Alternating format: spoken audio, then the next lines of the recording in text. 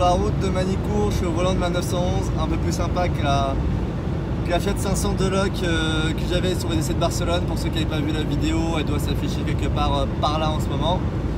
Et du coup, direction Manicourt pour la nouvelle manche du championnat de France FFSA GT avec la BMW M4 GT4 du team 3Y Technologies.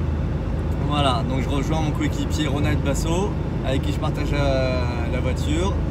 Et pour faire la route, je suis accompagné de Pierrot Leloup. Hello, salut à tous. Donc Pierre qui est un copain pilote et qui va rouler ce week-end, et après je vais laisser se présenter. Et alors Pierre, qui es-tu et pourquoi tu es là ce week-end? Alors je m'appelle Pierre Sanciena, mon cher Romain. Effectivement, pour la petite histoire, on a été coéquipiers en 2015 ensemble sur l'Audi R8 LMS GT3 dans le championnat de France.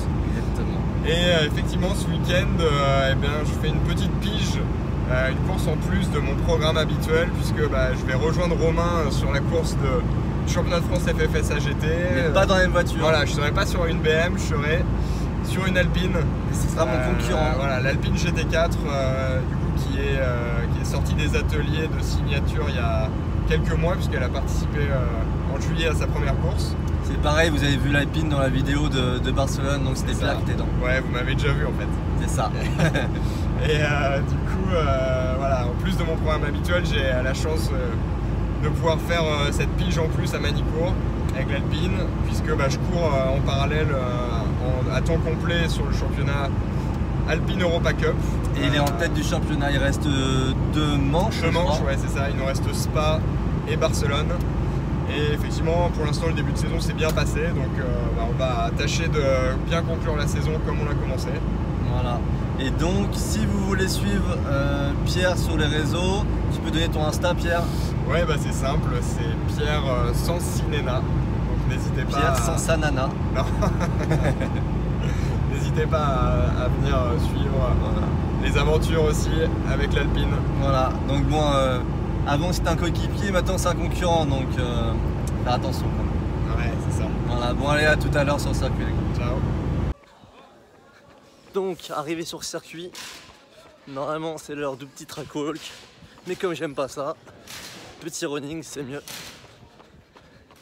Mesdames et messieurs, ok, donc petit track walk en mode sportif avec PR qui voulait absolument passer dans cette vidéo. Bonjour à tous. Voilà, donc qui est l'équipier de Pierre que vous avez vu tout à l'heure. Et le jeune petit Christopher avec sa flemme légendaire Oui, toujours. et son vélo. Et Pierrot Leloup qui ferme la marche comme toujours. Salutations à tous. Ils vont être aveuglés là avec ça. Bon les gars, petit track walk fait. Tout à l'heure, la direction le resto. Et après hôtel, et puis on se retrouve demain. Hello, donc on est vendredi, il est 7h30 environ. Je sors de mon hôtel dans le centre de Nevers. Et direction ce matin, les vérifs administratives. On a un briefing à 8h30. Nevers, s'éveille. Nevers, s'éveille.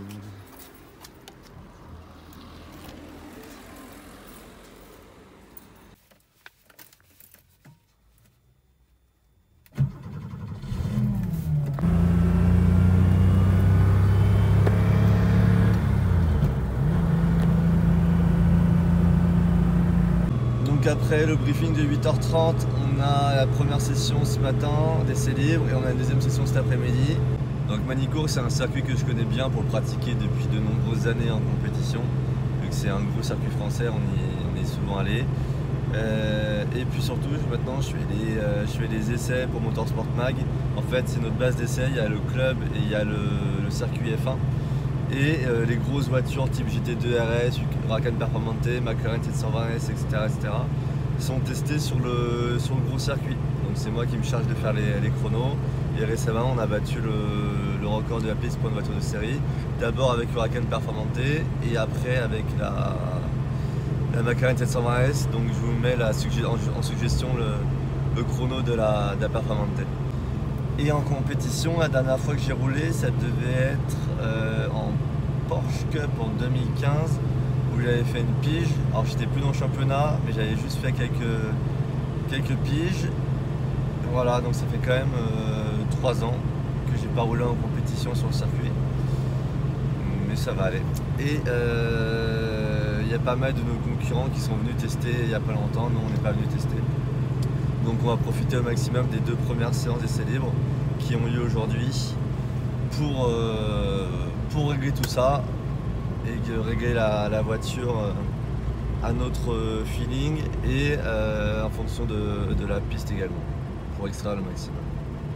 Voilà, on en arrive sur le circuit, donc je vous dis à tout à l'heure. Donc là c'est le circuit club de Magny-Cours qui ce week-end est utilisé en base d'essai par BMW.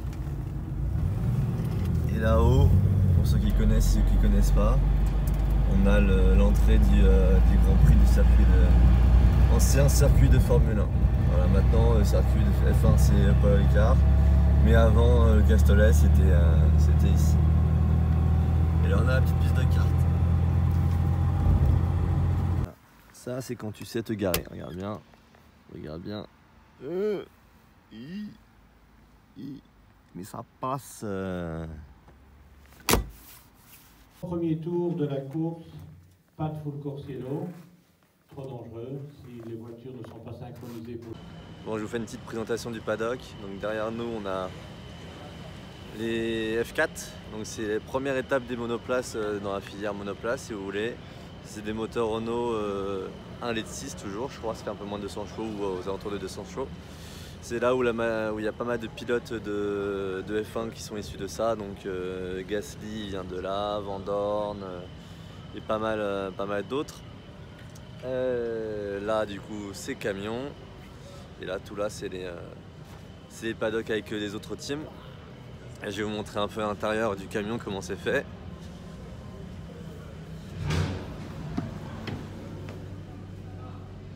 Hop, donc là c'est l'endroit, le petit vestiaire pour les pilotes. Là c'est on met le casque, c'est ventilé, comme ça permet une fois qu'on sort de la voiture, qu'il faisait bien chaud, que le casque est trempé, on le ventile, comme ça au moins il est sec pour la séance d'après. Ça c'est la petite salle de réunion, et les voitures normalement sont transposées là, donc en haut et en bas derrière là-bas. Hop, je vais vous montrer un peu le stand. Voilà, ça c'est la semi du team, je trouve ça toujours très beau les semis de compétition, surtout neufs comme ça. Ah, mais du coup ce week-end on a une voiture en plus, il y en a 4. Donc ça c'est la nouvelle qui vient de chez un team allemand, et après on a les 3 autres voitures derrière. Et la mienne c'est celle-là ce week-end. Voilà. Avec mes sponsors sur la voiture. Ça c'est toutes les épreuves auxquelles elle a participé déjà depuis le début d'année et depuis le début de sa vie du coup, parce qu'elle a été neuve en début de saison.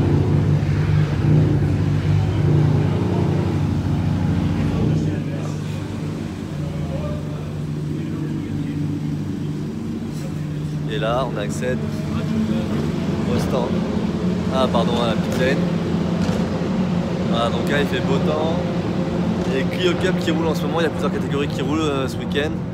Donc il y a les Peugeot 308 Cup, il y a les Clio Cup, il y a les Porsche Carrera Cup, il y a le GT4 et il y a la F4, et je crois que c'est à peu près tout. Donc, il y a une Clio Cup qui s'élance. Donc là c'est une coupe monomarque, elles sont toutes pareilles les voitures. Il n'y a pas d'histoire de balance de performance, etc. Ah, c'est celui qui règle mieux la voiture et celui qui déboule le mieux sur la piste. Début des essais libres 1, c'est mon coéquipier qui est dans la voiture. Il va faire cette tour d'installation, je vais prendre le volant après lui. Voilà. Drapeau vert, la voiture elle part, et toutes les voitures aussi.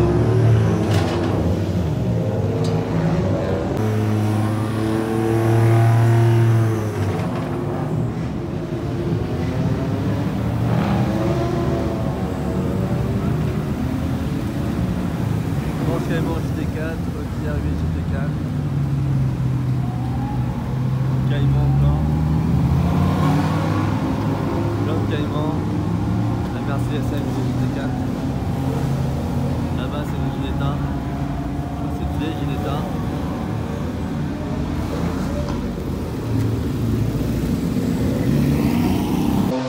Donc là on a les écrans, il y a les classements en direct, les temps par tour, les différents secteurs. Comme ça, on voit où est-ce qu'on perd dans les secteurs, où est-ce qu'on gagne par rapport aux autres. Et là, du coup, il y a tous les ingés, les mécanos qui regardent les chronos. Et les ingés, eux, relèvent tous les temps autour. Voilà, comme ça, après, ça permet d'étudier les datas. Et après, de toute façon, à la fin des séances, ils reçoivent et on reçoit les feuilles de tous les chronos voiture par voiture. Ça permet d'étudier, de faire des comparatifs entre les voitures et de savoir un peu où on se situe. Ils sortent après plein de données différentes. Fin de la première séance, donc là c'était mon coéquipier qui a terminé, moi j'ai fait les 2 séances intermédiaires. On était en vieux pneus, pour l'instant c'est loin en chrono. J'ai peur que ce soit encore un week-end difficile pour les BMW. On verra ça à la fin du week-end, mais là ça part déjà loin. Et là du coup toutes les voitures rentrent. Et mon coéquipier va pas tarder à arriver dans la pit lane. Manel qui est là, qui 18e position pour Pierre Courtois et Nicolas Sundberg.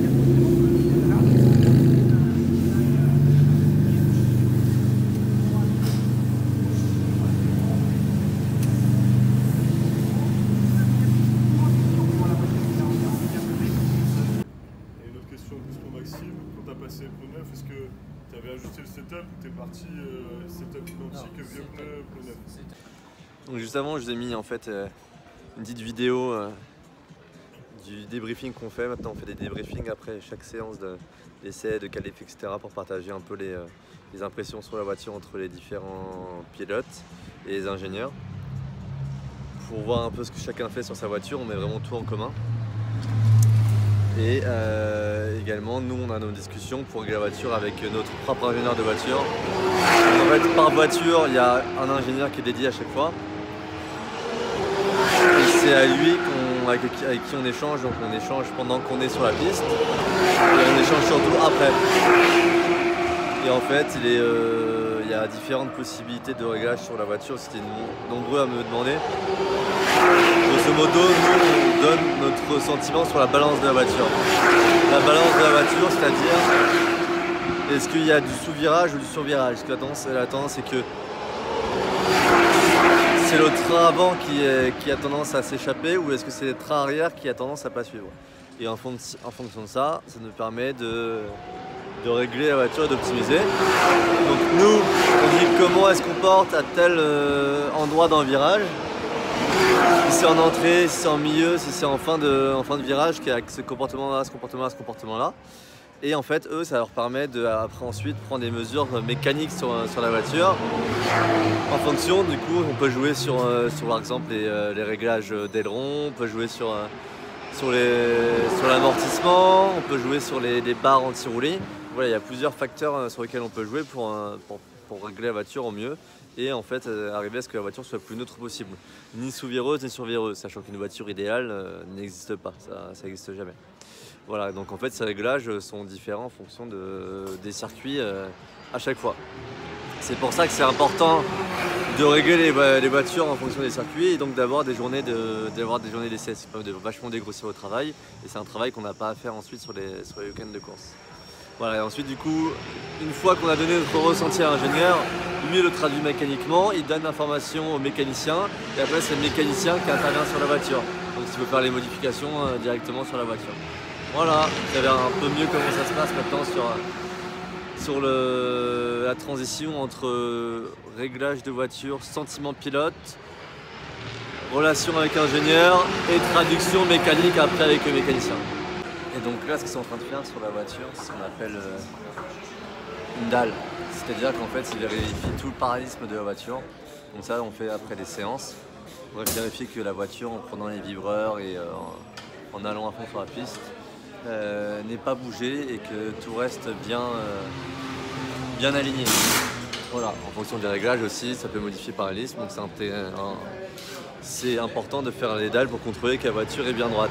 Sachant qu'en fait, il y a des interstices réglementaires, des valeurs dans lesquelles la voiture doit se trouver. Et si elle sort de ces valeurs, elle peut être déclassée en qualif ou déclassée en course. Donc c'est pour ça que c'est intéressant et c'est important d'avoir un parallélisme qui est bien fait. Donc là, derrière moi, vous avez les Porsche Cup qui roulent. Là, c'est la Porsche Cup de David Hallyday, donc le fils de feu Johnny. Voilà, qui était mon ancien coéquipier sur Audi à l'époque. Avec David, on roulait en championnat d'Europe Blancpain Endurance, on avait fait quelques courses ensemble. Et maintenant il est repassé en Porsche Cup où il avait déjà roulé avant.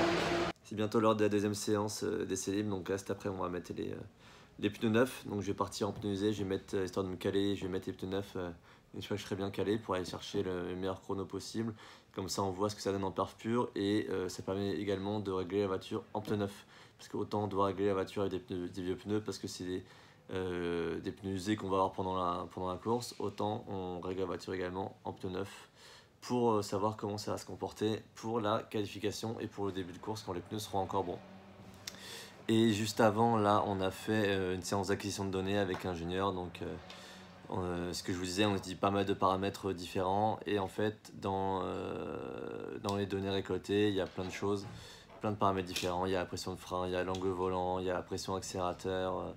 Ce qui nous permet de comparer nos runs. Et par exemple, si mon coéquipier passe un virage mieux que moi, gagne du temps, on analyse pourquoi. Est-ce que c'est parce qu'il freine un peu avant, qu'il anticipe un peu mieux le freinage et se positionne mieux pour sortir, ou est-ce que c'est l'inverse, c'est il rentre plus fort avec plus de vitesse qui permet d'être mieux calé sur la sortie. Voilà, je dis n'importe quoi, mais c'est juste pour que vous ayez l'idée de ce qu'on peut comparer. On peut également comparer les rapports pour savoir si ce virage-là, bah tiens, moi je pensais que ça passait en 3, bah non, regarde, tu vois, on voit qu'en 4, ça passe avec plus de vitesse, sa voiture est quand même bien à la sortie, on n'est pas trop bas dans les tours. Donc voilà, il y a plein de paramètres à prendre en compte, les distances de frein, la pression de frein, etc. Et ça nous permet de, voilà, s'il y a des choses sur lesquelles on n'est pas sûr, des rapports de boîte ou même en sensation, on se dit ouais, je suis sûr que c'est en 3 et qu'en fait, par les acquis nous prouve que c'est à 4, bah on sait que c'est 4 et c'est vachement vecteur de performance après finalement. Fin de journée sur le circuit, on a eu la seconde séance d'essai libre un peu plus tôt. Maintenant c'est vraiment le calme sur Manicourt, il n'y a plus rien qui roule. Et ça allait mieux sur cette seconde séance, on fait la meilleure séance d'essai libre qu'on ait fait depuis le début de la saison pour NBM.